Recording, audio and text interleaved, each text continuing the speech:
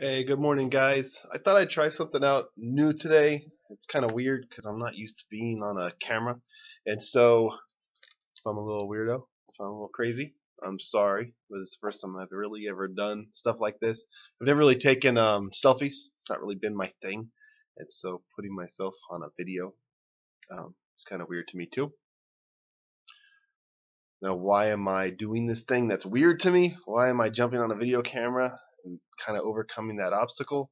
Well, I think it's because this week's lesson is so important. I got done writing the study guide for this week, and it was long. And I was like, you know what? Are the parents and are the youth, are you guys going to read, the several paragraphs that I've written that encourage you to consider the incoming responsibilities that's going to be faced by our teens as they graduate high school? And so I thought, well, since it's so long, maybe I'll just try to do something a little different, make a video that might encourage you guys to engage on the discussion that we had in class and to kind of continue that discussion at home. The reality is the teens are going to face a lot of new responsibilities when they transition out of high school, whether they're taking a secular job or they're going off to college. Their plate's going to be full with new thoughts, new ideas, new challenges. And Solomon, I read in Proverbs that Solomon was trying to build up his children, trying to build up his sons to prepare them to engage similar circumstances, putting them out in the world and trying to encourage them to remain faithful in the midst of their peers going astray, their peers being worldly. In Proverbs 1, verses 8 and 9, it reads, Hear, my son, your father's instruction, and do not forsake your mother's teaching. Indeed, they are a graceful wreath to your head, an ornament about your neck.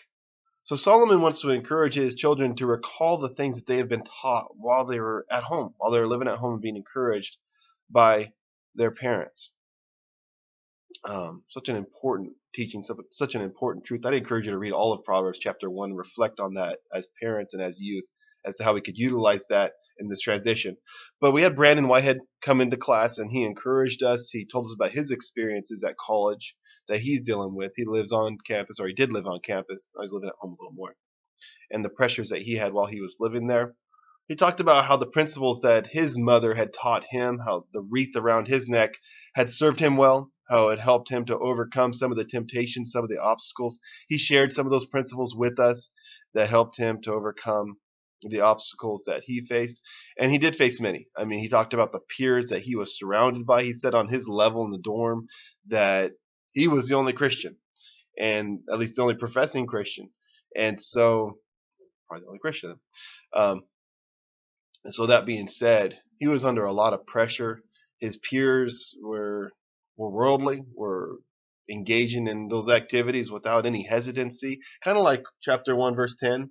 My son, if sinners entice you, do not consent. And so you see it in chapter 1 too. This group is trying to entice Solomon's children away from the faith, trying to encourage them to go along with them and participate in evil. And Brandon had to face a lot of that too his first year, and he has to face it this year too. So he has the surrounding his peers, and he's unique because he's not going with the crowds, because he is resisting those temptations. It makes him stand out. It makes him shine as a light. Makes him be a little different. And waking up in the morning on Sunday mornings and going to church, that's different than everybody else in his dorm. And so he's kind of separated himself and has been viewed as a light. Obviously, he has his struggles, his temptations, and he's sinned, and we all do. But nonetheless, he's been able to persevere and to remain faithful in the midst of those trials. And I have to accredit his mother and the upbringing he's received to that, because the ornaments around his neck and when he's dealing with temptation, those principles and those truths that his mother has taught him are coming up in his mind and causing him to refrain and to resist the temptations. And so I want to encourage you guys this week, if you can, take some time to talk with your children, youth, talk with your parents about some of the things that you're going to be facing. Discuss the different colleges. We've had Bethany and Taylor come in and talk about Florida College. We've had SDSU being talked about. Had the local community college here talked about, and the different struggles that each one. Which college are you thinking about going to? What several colleges are you thinking about going to? Talk about that, about maybe how the temptations at every college are a little bit different, how they're going to be different responsibilities that you'll have. Talk about that with your children. Um, Talk about the added responsibilities that you're going to have. from budgeting your money to resisting going partying at night with all your peers. How are you going to deal with that? How are you going to withstand the temptations? How are you going to overcome laziness and using your money frivolously? How are you going to overcome those things? Talk with your parents. Discuss your weaknesses. What are the areas that you struggle with now that you see yourself struggling with when you go off to college or when you enter into this adult life?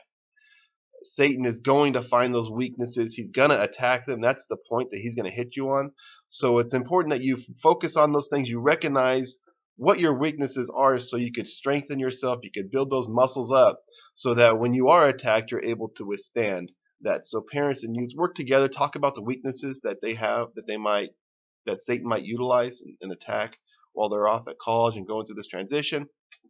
Also, I want to encourage you, if you have a college picked out, if you have a certain direction you want to go, try to find somebody that's already gone that direction. Somebody that's already gone to college there, and ask them what it was like. Talk about their experiences, their struggles, their temptations, and let them tell you what they had to go through so that you're just a little more prepared. So it's not a shock when you get there, but rather you're entering into it knowing what you're about to experience so that you're better off and remaining faithful and persevering through those trials.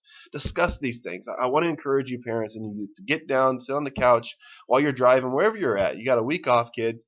It's a great amount of time for you to spend with your parents and just get into this discussion about the added responsibilities you're going to have as you enter into college and enter into this transition away from high school.